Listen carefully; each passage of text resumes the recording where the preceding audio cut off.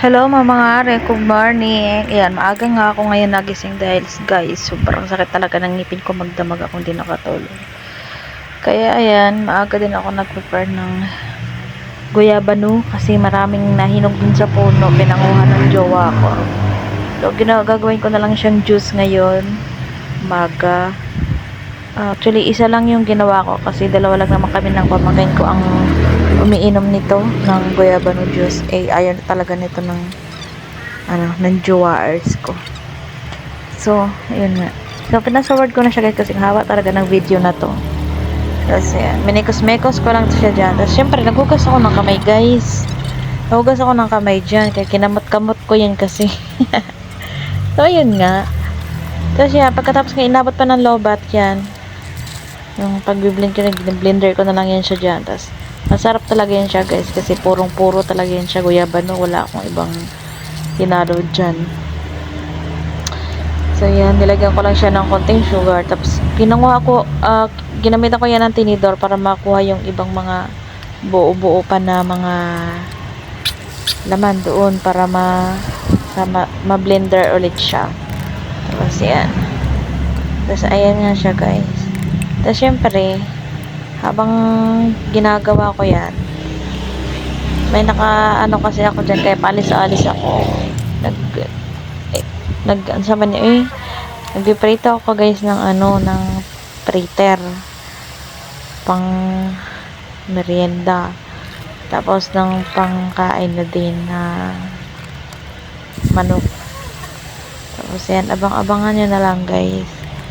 Yan nga pala guys, hindi talaga ako nakatulog kagabi kasi sobrang sakit talaga ng ngipin ko. Magdamag talaga akong nagpa-blintong talaga ako guys. Ano na nga talagang ginawa ko. Grabe talaga kasakit. Kaya hindi talaga ako nakatulog ng maayos. Kaya ang aga ko rin talaga nagising ngayon. Ayan. Hindi ko ayoko talaga magpabunot ng ngipin guys. Kasi takot man ako. Ang tagal-tagal lang itong ng sira ng ngipin ko. Hindi ko talaga makapaano kasi natatakot kasi ako ba. Pero ayan, sabi nga na jowa ko, ipabunot na nga lang daw kasi nagtitiis ako sa sakit. Kasi hindi talaga ako nakatulog. Ano-ano ng mga pinaglalagay ko sa ngipin ko guys. Nilagyan ko na ng mga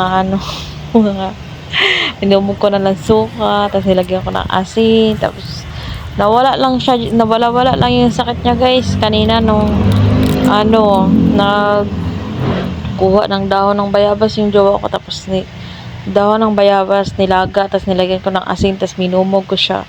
Yun, nabawas-bawasan yung sakit niya. Ganyan. Pero ganyan talaga, hirap talaga guys. Tapos yan nga pala yan, paalis-alis talaga ako dyan kasi intindi rin ako nag-prito yan pinipritong saging. Ginagawa kong banana Q na kunting asuka lang kasi masakit yung ngipin ko, tapos kakain pa ng matamis, o diba, katakawan din. Syempre kaya hindi mamayat kasi may katakawan talaga guys.